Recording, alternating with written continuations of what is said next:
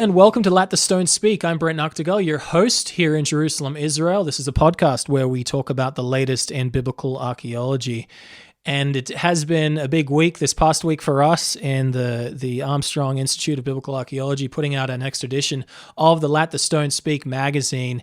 And it's really fortuitous that we the topics that we chose for this new magazine, really looking forward to something that's going to take place this week. We, of course, had our title article about the discovery of an altar on Mt Ebal, and we talked about this at length with Professor or Dr. Scott Stripling a couple of weeks ago on the podcast. And if you haven't listened to that, it would be a great bit of revision for you for the announcement that's going to come this week.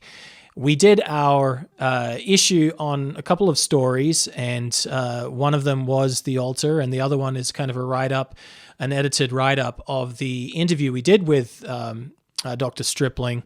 And then just as we were going to press on Friday, I received an announcement, an email from one of Dr. Stripling's colleagues saying that Thursday, there's going to be a big announcement about the decipherment of the Ebal inscription. Now, this is a little bit of background. I won't go through it all again, but back in the 1980s, you had this site that was excavated by Professor Adam Zertal of Haifa University, and this was a site on Mount Ebal, which is just overlooking Shechem, and what he discovered was a massive altar dated to around the changeover late Bronze, early Iron 1 period. And so he thought this was around 1200 and this of when this altar was constructed. Really big altar, 3 meters high, 7 meters by 9 meters, and then including a massive ramp going up to the altar as well. And what we talked about with Dr. Stripling was that there was an altar that this big altar was built around, this circular altar. And Dr. Stripling dates that most likely to the period of the late 15th century when the Bible says that Joshua came into the Promised Land. And if you follow the biblical narrative, Joshua comes into the Promised Land, he takes over a couple of cities, Jericho, Ai, and then he's going to come up to this area that Moses told him to come up to, and half the tribes are going to be on Mount Gerizim, overlooking Shechem as well, and then the other half on Mount Ebal, and they're going to rehearse the blessings and cursings backwards and forwards. Just before they did that, though, the Bible says in Joshua chapter 8 that Joshua built an altar. And Dr. Stripling, again, believes that this circular altar underneath Adam Zertal's big altar, of course, Zertal excavated both of these. He believes that one is more likely the one from Joshua's time. Now, as we talked about back then in the program a couple of weeks ago, there was a small tablet that was discovered when Dr. Stripling sifted through the dumps of Adam Zertal's excavations in the past few years. And this was a curse tablet, which by itself is amazing. You've got a curse tablet, folded bit of metal with writing on the inside, that's found on the cursed mountain. And there was a reading of by an epigraphist, Gershon Galil. I think he's also with Haifa University. An early reading just from the outside of it, and it looked like it said the word curse in some really early ancient Hebrew, we'll put it that way, writing. And it was kind of shocking, I think, to Stripling that such a reading was available before all the scans had been done, or just from a photograph. And so it looks like they sped up this process to get it to the public and the more thorough scientific report of it. He said it might be coming out in June or July. Turns out it's coming out in March, just this Thursday. This is from Gershon Galil on Facebook. He said this, March 18th, so 2 days ago. I'm happy to announce that the Ebal inscription was deciphered. It will be presented at a press conference next week, March 24th at 10 a.m. This is in Houston at the Lanier Theological Library in Houston, Texas, by Professor Scott Stripling, Professor Gershon Galil, and Dr. Peter van der Veen. It will be streamed only for media, but posted ASAP on the Associates for Biblical Research YouTube channel. And so you can look to that. We'll definitely have an article about this, perhaps just after after the announcement. Of course, if you want to have more of a background, you need to request our magazine, Let the Stone Speak. This issue has an article and then also the interview write-up with Dr. Stripley, and kind of condenses it in a way so that you can really understand what's being discovered. This has the potential to be the greatest archaeological find, I think. I'm not going to say in history, but it's up there, top 5 biblical archaeological find. If you have a curse tablet, that's what they do have there, that's found in the dumps, and of the excavation of this tower, and if you have the word curse on it, and if it's in really, really early ancient Hebrew or Proto-Sinaitic, whatever you want to call it, here in the land of Israel, predating any other ancient Hebrew writing in Israel by a few hundred years or a couple hundred years. This is pretty big deal.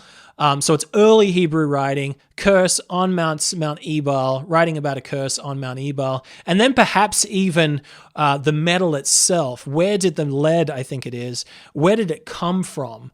Can we trace that perhaps to somewhere on the journey of the Israelites coming out of Egypt? And that would be a triple whammy. I think in terms of significance. So I don't want to overplay it. The announcement hasn't come out yet. I don't have any inside information. However, we'll see what happens this Thursday. And if you're listening to this after Thursday, which I believe would be something like the 25th of March, then check your news because it'll be everywhere. Unless you're hiding under a rock, you would have seen this story. So just a heads up for that if you're listening to this before March 25th. Okay, or March 24th, I should say. Just a couple of other stories before I get into an article by Andrew Lawler that he recently posted in Scientific American. This is one which is a really interesting story related to the Siloam inscription.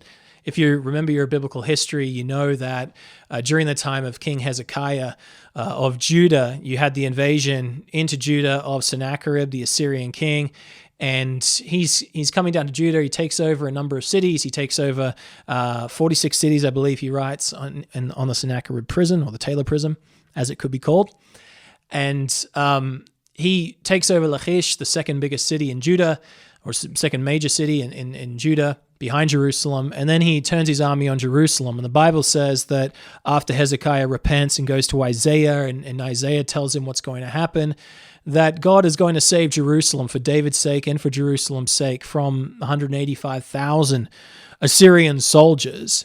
And directly before that, though, is a tunnel that's cut through the bedrock that is going to bring the water from the Gihon Spring, which is down in the valley, the Kidron Valley, just to the east of the ancient city. And that is going to be transported under the city through a tunnel to a part that's inside the fortified walls at the south and west of the city of Jerusalem, right where the Valley of Hinnom meets the Kidron Valley. And the Bible talks about this, of course, and then this was discovered. I think Robinson might have even discovered, I'm not sure exactly, but this has been discovered for over 150 years. And, of course, Warren was in it as well. Warren's shaft exists here in this tunnel network under the ground. And what was written down, and how we know it's the time of King Hezekiah, that when this tunnel was built, we have the biblical reference, of course, to a conduit, or how he stopped the upper watercourse of the Gihon Spring and brought it inside the city. You also have the account where it says that why should the Assyrian king come to Jerusalem and find much water? So let's take the water away from his army as it's going to besiege us. So you have the Bible talking about it, and then you have this amazing inscription that was carved into the rock right at the end of Hezekiah's tunnel. This is a 1,700 feet tunnel that sometimes it's about 4 or 5 times my height right at the end, and other times I've got to really hunch over. I was in it actually 2 days ago with my children for the first time, my 5-year-old and my 4-year-old, and even my 1-year-old who my wife was carrying. We went through it for their first time, and right at the end of it, you see a plaque there where there was an ancient inscription, the Siloam inscription, that details how the diggers from 2,700 years ago constructed this tunnel from underground, from both directions, two teams digging, and it captures the moment that the two teams met. And you can see this moment about a third of the way through Hezekiah's tunnel as well, when you can notice that the pickaxes go one way, and then you see them go the other way, and there's a little dip in the ceiling. This is where they met. And this inscription, which is towards the end of Hezekiah's tunnel, it describes how it happened. And it's in beautiful ancient Hebrew script from around 8th, 7th century, if epigrapher is going to date it. But the problem is that this inscription isn't in Israel. It's not in the Israeli Museum. Now, you would think it would be, just because this is a dramatic discovery that details a biblical event that happens here in Jerusalem. But of course, when it was discovered, this area did not belong to the state of Israel. The Ottomans were over Jerusalem, and so they took it out of the wall of Hezekiah's tunnel, and you can see a big imprint where it was, and it's in the Istanbul Museum. And so Israel has wanted for so long to get this inscription and bring it back to the Israeli Museum. But of course, Recep Tayyip Erdogan isn't the most favored Turkish leader, and or doesn't really favor Israel, although there might be a little bit of a turn that's happening there. And so it hasn't gone back there.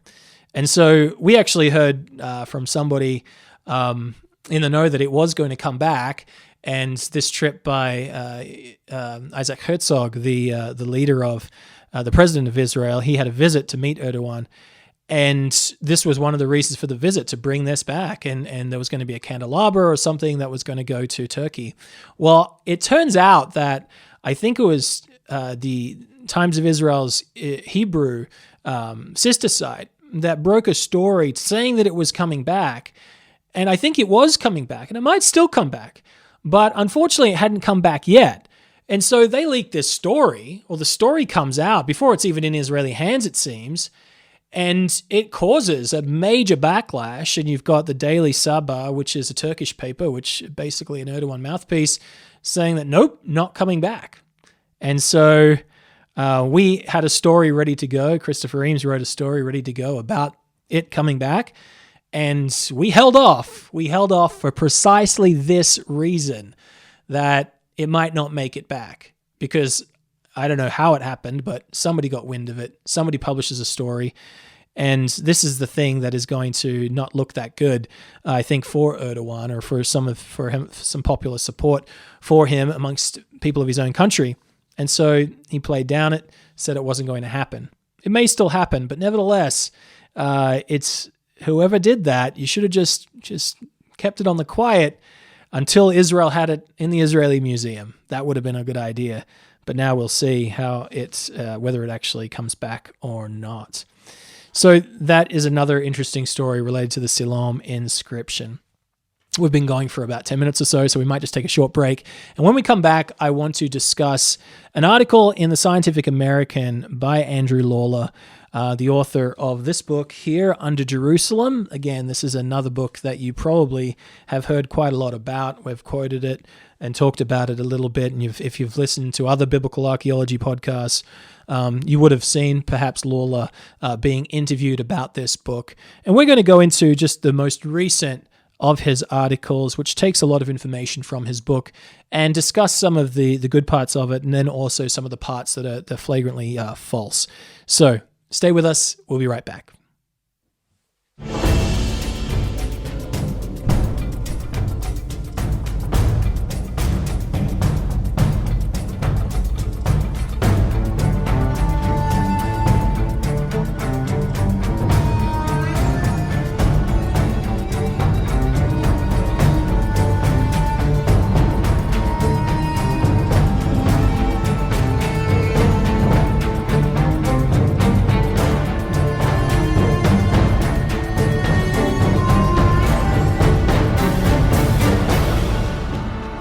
Hello and welcome back to Let the Stone Speak. I want to go through this article now. It's by Andrew Lawler. He's a contributing writer for Science and a contributing editor for Archaeology. And he has this new book out. It's called Under Jerusalem, and it's by Andrew Lawler, The Buried History of the World's Most Contested City. And it's a beautifully laid out book, well-written book. It's been sitting on my dresser for about 2 weeks. I haven't started it, although I've skimmed through it to parts that refer to the excavations mainly of Dr. Eilat Mazar and just this period of modern Israeli archaeology in Jerusalem. Now, if you haven't read it, I can't necessarily recommend it at this point because I haven't read it. I am very interested to get into it, particularly the early history of excavation in Jerusalem. I hear that is the best part of the book. I know that he has put out several articles that are based on this book, and that's kind of been the reason why I've been a little bit hesitant to jump into it, just because I've seen some of the ways he talks about the more recent excavations. And I think if you are interested in biblical archaeology, it's a great bit of understanding to know that archaeology, the field of archaeology, has got its bias both ways, especially when it comes to terms with the Bible and how the Bible itself is used in archaeology and historical document or not, especially when you get into the question of funding of excavations and whether that impacts the scientific results of those excavations as well, and then how archaeological discoveries are reported in the press. He correctly notes in this article that there is a kind of a culture war that is going on right now, and you know about this, that pits conservative biblical values against progressive, as they're called, values. And the field of archaeology has been locked into a battle over the authenticity of the Bible in terms of the early accounts. Let's say just around King David, King Solomon's time, and before. And certain archaeologists would believe that the Bible is an accurate historical source or largely accurate historical source for this period, and they really use the Bible in their archaeology, which means they use the Bible to help interpret what they discover, because archaeology by itself as a science is incredibly limited in the information, in the story that can be told, or the values or why things happened the way that they did in what you discover. Archaeology is the study of material remains. And so it's hard. You are a detective trying to put all this information together, yet sometimes you can be dead wrong. Unless you have a historical source or a detective's account or an eyewitness account to explain what happened, or a historical account to explain what happened. And then it really does make sense of what you discover. And different archaeologists put themselves in different places along the spectrum of using the Bible as a guide, even consulting the Bible to help you determine where the best place to dig or what you might be discovering, kind of anticipating discovery. And then not even really reading the Bible, putting it to the side, and maybe perhaps at the end of your excavation consulting the text to see how it matches or how it doesn't. Other archaeologists seem very free with their inferences in whether what they discover proves the Bible or not, without actually reading the Bible that much, it seems. And so I fall into the side of the Bible's an accurate historical source. It's the best historical source we have to detail the history of this place. It's the only historical source really that gets into the day-to-day details of this place, not just what happened to the kings and the prophets, but regular people as well. It gets into a lot of that.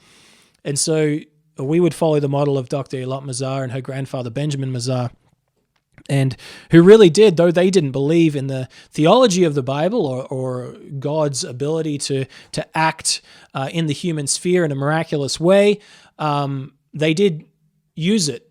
And they thought, well, this isn't a fabrication. They thought, well, maybe it's overblown here or there, but largely it's a historical document. It's the best one, and it just does not make sense to excavate in the land of the Bible without a knowledge of the Bible. Now, there are others that would come and say, well, the Bible was written so late, way after the events that they purport to describe. So how can such ignoramuses 500 years after these events, if you're talking about David's time when people believe it was written, recorded, a lot of this 600 years, 600 BC, how can we believe them? They're not eyewitnesses. And so let's not really take them as a historical source. And Andrew Lawler, for his part, I mean, I think he is actually a trained archaeologist. I can't remember off the top of my head, but probably not a trained biblical archaeologist, meaning for this place of the land. But he's obviously on the other side. And if you read the book, at least the chapters revolving Mazars and others, you'll see that it's very not favorable towards that view. And instead, he talks about how the discoveries are a search to justify the Zionist dream, or even, the backers or supporters of their work. They are religious, and therefore the findings are going to be biased. At least he implies that in the book. And then, so he's not on that side. He's more on the other side. And one of the leading proponents of this other side of biblical minimalism, or David and Solomon not being like the Bible describes, is a Professor Israel Finkelstein. And this is a very popular man, very popular figure in archaeology, especially in the 2000s, and I would say up until the last few years, he's been just absolutely, well, even now he's absolutely quoted everywhere in popular articles, news articles about discoveries. And he is the one that really did get Lawler into this. And I think this is a good thing to know going in, because we all have our bias, and I understand that. We all have our biases. I have my biases.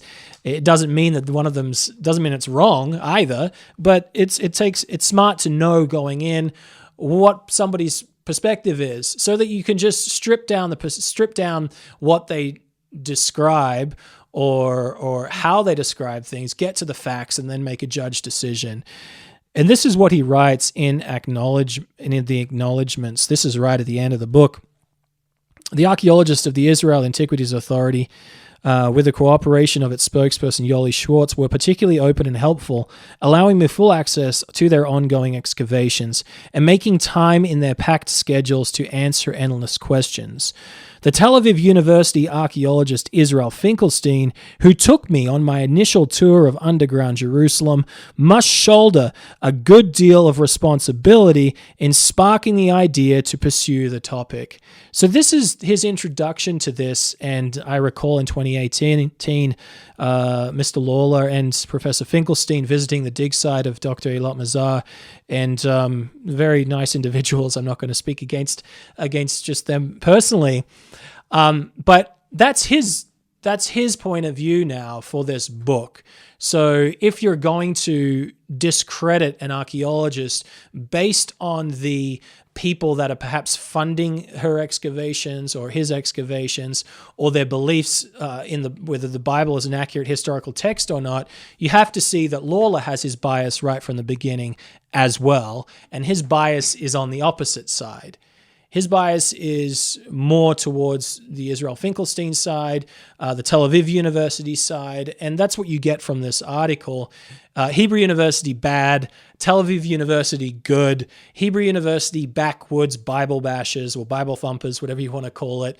And Tel Aviv, Haifa University, sophisticated, modern, up-to-date, scientific. These are kind of the tones that are given in this article. And it is worth reading and understanding that. I did read a blog, I think it's Dr. Todd Boland's blog, and he said he just had a 2-line segment in his blog, and he forwards this article on, or he mentions this article, and he says, had he read this article first, he wouldn't have read the book. Well, most likely, I think it says, would not have read the book. Forgive me if I'm wrong there, but it was something to that effect. And so the book's probably more, I would say, less biased than this article. However, this is the article that, these type of articles are what's going to go out to the public. It's what I read. It's what you might have read. And so what are the claims here? Are they accurate or are they inaccurate? And what's it trying to accomplish? again, I'm not going to discredit this whole book. I haven't read it, and I am going to read it, and I'm looking forward to reading a lot of it. But when I see how some of the things are reported based on the excavations that I had a part of, and looking through the scientific work of the archaeologists that are discredited in this book in some ways, it does make me question, how accurate is the rest of it, and nevertheless, I think there are certain limits that you can have to accuracy, especially writing about things that happened 150 years ago, 100 years ago. And I think from all reports, he does do a good job with that. So that's the part I'm looking forward to mostly. He starts off this article talking about the discovery of a toilet, an ancient toilet from around Hezekiah's time or a little bit after that. That made headlines. We had an article about this as well, and not just that, but the discovery of the kind of the septic tank underneath, what it revealed about the people there, and how this was a toilet. It made big sensational claims, and it did, or made splashy news everywhere, and it did. And he says it's basically because this is Jerusalem, and whatever is found in Jerusalem from the biblical period does make a lot of headlines, and indeed it does. I'm just going to quote the first page here. It says this: "Yet despite more than a century and a half of study, Jerusalem has largely confounded researchers. Entire errors within its 5,000-year-long archaeological record were missing, from the chapters documenting its early Judean roots to the latter periods of Persian, Hellenistic, and Arab dominance. Scientists knew little about the health of the city's inhabitants, what they ate, who they traded with, or how they influenced and were influenced by their neighbors. The major culprit for these gaps in knowledge." So he's saying that the reason that we don't know much, and there's big gaps in knowledge of these periods, is the old fixation by archaeologists on Hebrew scripture at the expense of modernizing their approach to reconstructing the past. Only very recently have they adopted techniques such as radiocarbon dating, long considered standard practice by researchers working in other parts of the world, intent on finding storied remains of the biblical era. They have been slow to undertake the arduous work of sifting through garbage heaps to gain a fuller picture of everyday millennia ago. Now, Jerusalem scholars are racing to catch up with their colleagues by embracing new analytical methods and goals. Now, he doesn't just date this about who he's talking to exactly, but if you read the rest of the article, it does talk about the ex-Tel Aviv University and Israel Antiquities Authority excavations that are taking place at the Givati parking lot just across the road from the ancient city of David. And it talks about Dr. Yuval Gadot there excavating this area and how he's using modern scientific, sophisticated means as well. But there is something wrong with this sentence and this paragraph, because it basically says that, if you've got a fixation with the scriptures, then you're having a trade-off here. That problem, if you like the scriptures, or you think the scriptures are a historical source that are going to help you understand what you excavate, there's a trade-off. You're not going to be modernizing your approach to reconstructing the past. And he's going to go on and talk about the mazars and such in this article. And I do believe that this is completely false. These modern methods were not limited on the excavations of Eilat Mazar. He talks about how radiocarbon, long considered standard practice by researchers working in other parts of the world, were only very recently adopted. Well, I don't even think that's that true as well. I mean, there is a increasingly it is being used, and I think that has a lot to do with how radiocarbon is being calibrated as well.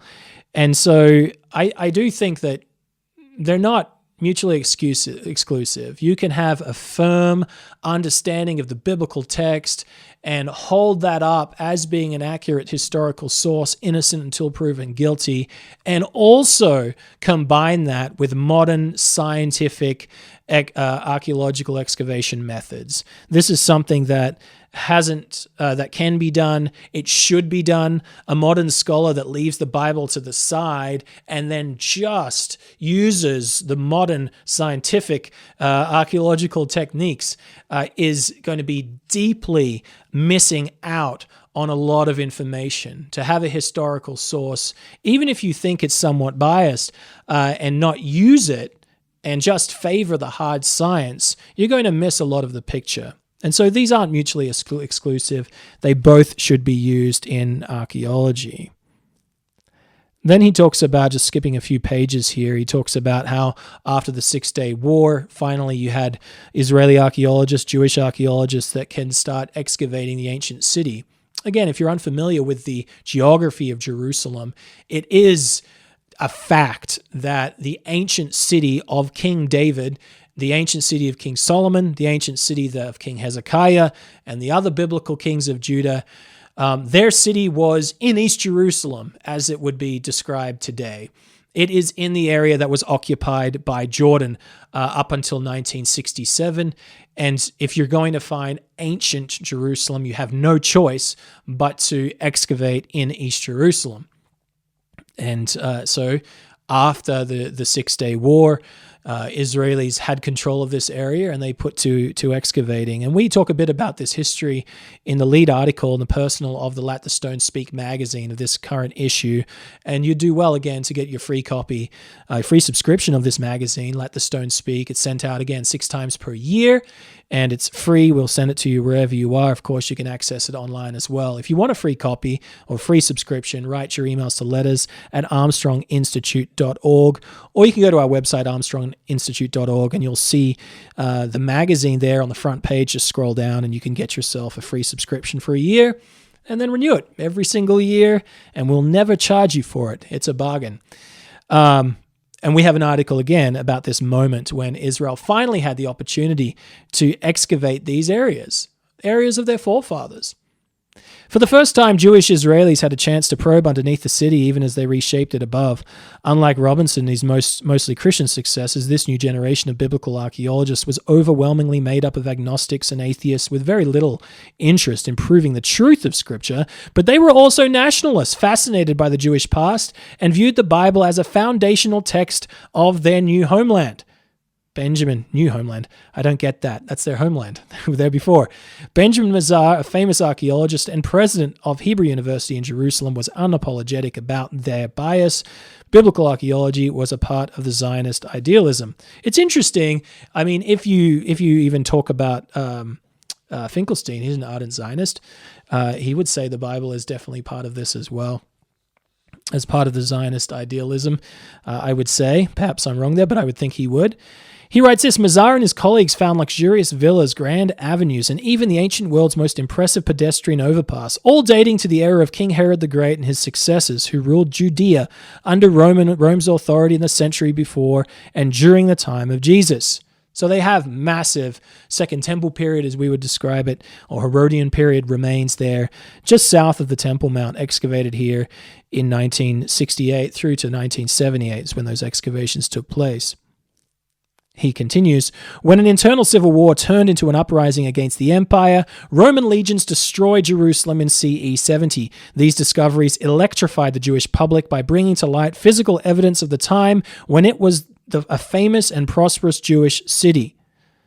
And then quotes Israeli author Amos Elon, 1971, writing, Israeli archaeologists, professionals and amateurs are not merely digging for knowledge and objects, but for the reassurance of roots. The finds, and then he, end quote, the finds also drew the attention of Israeli politicians who were quick to cite the physical evidence to bolster their controversial claim to the holy city. Now, I don't think any scientist ever debated that King Herod existed and that Jewish rule was there. You have historical documents, you have Greek writers, Roman writers, all talking about this in massive works. Josephus, did he just create that? So the fact that this was discovered, you have the massive Temple Mount there. It's very bizarre. I think, again, to say that this was used by the politicians to try and reclaim their roots here, but because we already knew this. He goes on to write, Palestinians decried such excavations as twisting science for political purposes, favoring the Jewish past at the expense of the city's Canaanite and later Christian and Muslim heritage. Again, if you're talking about this area, there's nothing from the Canaanite period that was discovered there. It's just not there.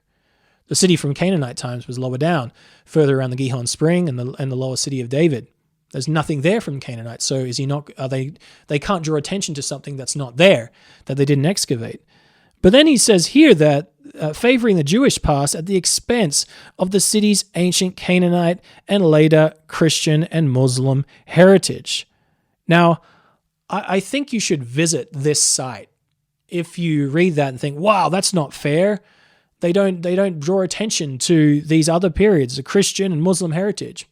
Now, Benjamin Mazar was actually famous for bringing Muslim leaders to his excavations to see massive Muslim palaces that were constructed there. They're still there. If you go to the Davidson Center Museum, what building is it in? It's in an Umayyad building. This is a Muslim period of Muslim rule over Jerusalem. There was much that he could have gone through, destroyed, gone under to find earlier remains, but he didn't. He didn't. This is somebody that he's citing and claiming. What was that quote before about him? Talking about Benjamin Mazar. I think I have it somewhere here. Yes, that the biblical archaeology was part of Zionist idealism. That might have been true, and it is true. But that's not to say that those other periods were not excavated properly and preserved properly as well. Go there, visit the site. Most of the site of the Davidson Center Archaeological Park, and even on the other side of the wall there, just below the Al-Aqsa Mosque, you've got massive Umayyad buildings that remain that he could have gone through if he only cared about Jewish history on the site. But that's just not true. And he was renowned for this at the time. We have an article written by Chris Eames on the website, armstronginstitute.org, and I'll put a link to that, where you can read about how Professor Mazar of Hebrew University took pains to bring the Arab leaders to this location so that they could see their heritage there as well. Let's just go on now. It says this. Meanwhile, archaeologists in Europe and North America were embracing new research methods and technological advances. Rather than focusing on unearthing monumental buildings, museum-quality artifacts, and evidence of long-dead kings, these excavators sought to know more about how ordinary people lived, what trade routes tied disparate peoples together, and what shifts in material culture revealed about societal changes. Using new techniques, researchers could be far more precise in dating artifacts, by sifting carefully through the dirt, they could produce samples that cast light on diet, disease, commerce, and ritual. Then he writes this, researchers in Jerusalem remain deeply conservative in their approach to studying the past. However, the continued quest to find the city conquered by the Bible's King David and glorified by his son King Solomon after 1000 BCE, still missing after more than a century of digging, took precedence over questions about diet and disease. Even those archaeological techniques in wide use elsewhere met with suspicion. Carbon-14, for instance, was dismissed out of hand by researchers who contended that its margin for error allowed one to argue that that the age of any given find was whatever it wanted to be. And so this is, again, it's saying that those people that would, use the Bible and that they were conservative in their approach, meaning use the historical text to discern and discover and interpret what's discovered, that they did it that way, and then they didn't care about what the everyday people did or ate or trade or things like that. And again, that's just false. Read a final report. Read a final report of Dr. Eilat Mazar. I have a few of them here. The early ones, the first one about the city of David. You have one, it's one big thick volume, and it's got several chapters on what people ate, the trade, all the information. And in terms of sifting, I think he takes a shot about, where it says here, using new techniques, researchers could be far more precise in dating artifacts, and by sifting carefully through the dirt, they could, etc. Now, if you want to talk about who was sifting through the dirt, I could be wrong, but if she wasn't the first, she might have been the second person to actually wet sift on location at an excavation site.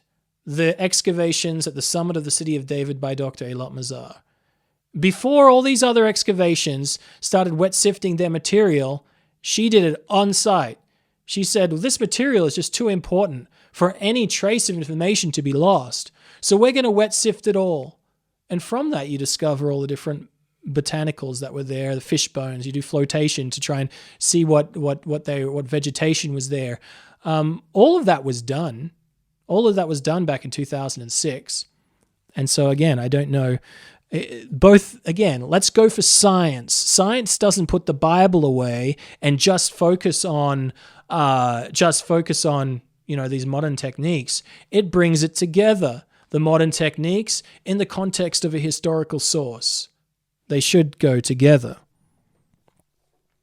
The most dramatic implication, it talks about Finkelstein a little bit, and then it says this claim that Finkelstein's low chronology claim that everything that we've dated to King Solomon's time is actually from about 100 years later. That's his major theory that has this 100 years has been shrinking quite a lot over the next 15 or 20 years since this came out. This claim infuriated many of the more traditional excavators, including Mazar's granddaughter, the late Dr. Eilat Mazar. Like Robinson in the 1830s, she set out to counter what she saw as a kind of heresy. Now, this is interesting because Dr. Mazar had her theory, I think, of King David's palace and where it should be before Finkelstein actually proposed his low chronology. If you go back, I think it's 95, 96, Dr. Mazar was talking about this with her grandfather, even a few years before that. So it really had nothing to do with Finkelstein's new theory of low chronology. They came to these things separately. It wasn't the motivation to go ahead and find King David's palace. Again, that's flawed. That's wrong. I'm sure it did infuriate her, as it did most others, that you just move in the goalposts. Finkelstein came along and he moved the goalposts and said, everything that has been dated to King Solomon's time, it's not, it's from 100 years later. That was just an amazing change that was put out there, hypothesis that was put out there, and there were a lot that were infuriated by it. And even Finkelstein has brought his dating back towards the more traditional dating since he first made that claim.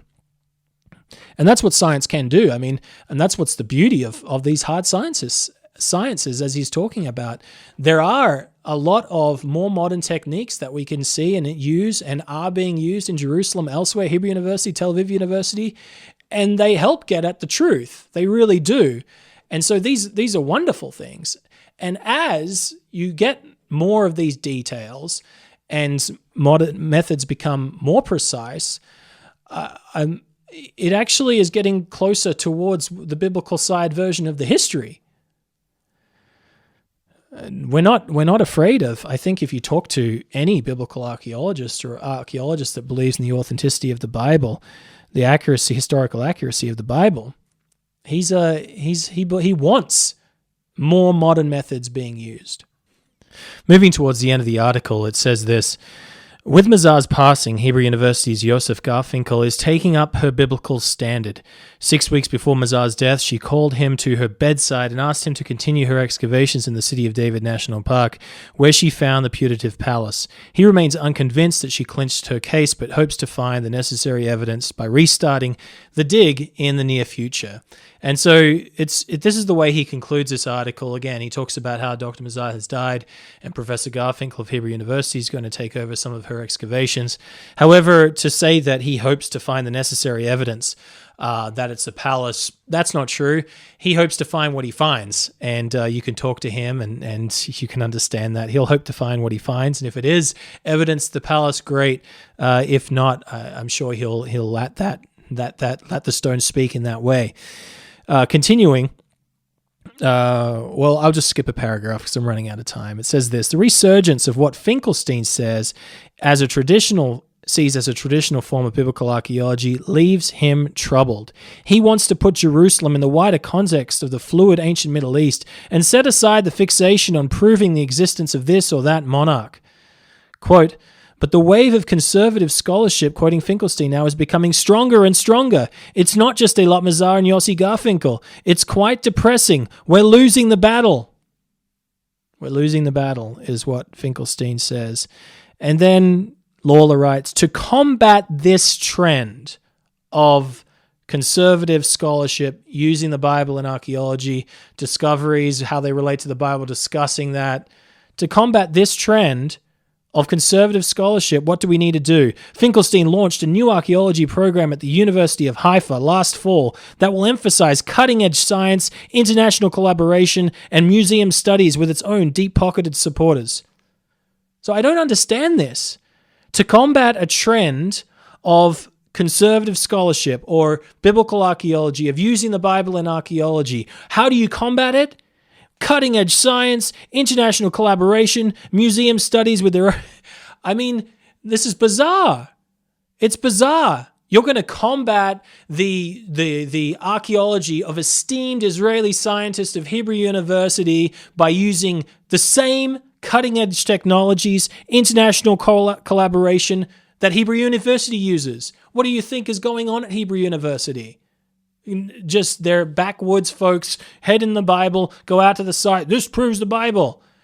Go down, look at the brand new facility in Hebrew University, the brand new labs where they're doing all types of cutting edge scientific work. How are you going to combat conservative scholarship or biblical archaeology with science, with greater science or more cutting edge science? I mean, you don't combat it that way. I mean, it is what it is. I mean, if you're going to use cutting-edge science in these archaeological sites in Jerusalem, fantastic, great. The conservative school wants that. It's not like evidence is being hidden. Bring to bear all your resources as an archaeologist or historian, as Finkelstein claims. He's more of a historian. Bring your resources to bear to recreate the past in the most accurate sense possible. Bring your cutting-edge technology. And then look at what the evidence says. And what does the evidence produce? And then bring your historical document. Does it fall in line with the text or not? Can you use a historical source in biblical archaeology, the Bible? Are you allowed to do that? Of course, you should do that. You should do that, just as you would use a classical historian to excavate a classical site, to relate your findings using cutting-edge scientific technologies, to relate those findings to history. You use a historical source. But the problem is, when the Bible is that historical source, then people get upset. Okay, I think that's all I'm going to have time for on today's program. I'll leave a link for this article in the show notes. It's called Jerusalem Archaeology Modernizes but Runs into Ancient Problems by Mr. Andrew Lawler. If you want to send some feedback to this program or this show, I do hope that you do that. You can write your emails to letters@armstronginstitute.org, letters@armstronginstitute.org.